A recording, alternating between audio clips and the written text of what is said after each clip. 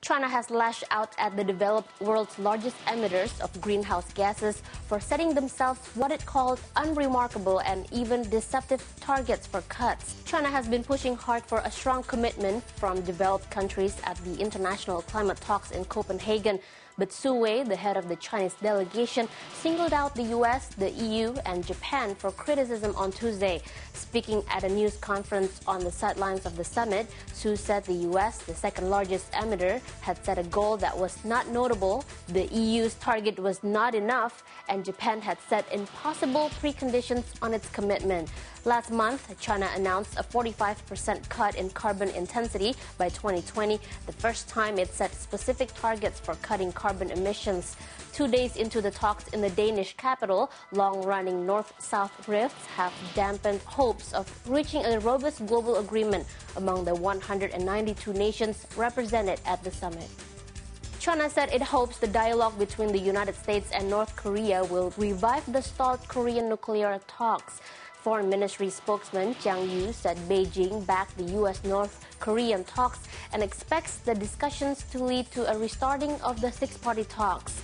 Jiang's comments coincided with U.S. President Barack Obama's special envoy to North Korea, Stephen Bosworth's arrival in Pyongyang on Tuesday. It is the first visit to North Korea by a representative of the Obama administration. Bosworth's three-day trip is widely expected to concentrate on persuading the DPRK back to the six-party nuclear talks. He will travel to Beijing later this week. Figures from China's National Bureau of Statistics show average housing prices in 70 major cities rose by 3.9% in October compared to the same period in 2008. It was the sharpest monthly growth for 14 months. According to one realty company, the cost of an average home in Shanghai shot up almost 38% between February and October. And in Beijing, house prices were up almost 10% month on month. Rumors that the state banking regulator will call an end to favorable mortgage policies have fueled the rush to buy.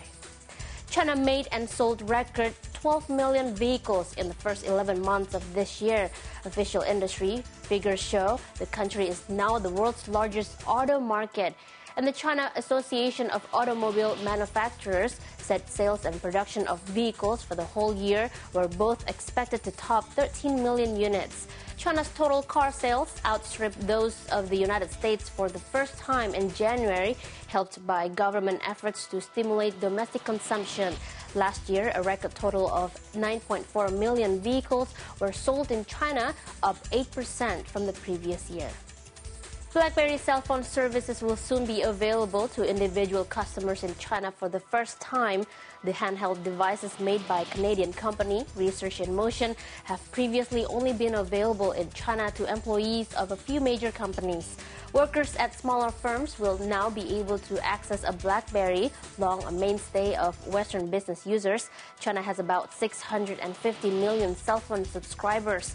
Research in Motion will provide its Blackberry device in partnership with China Mobile, which dominates the market with 513 million subscribers.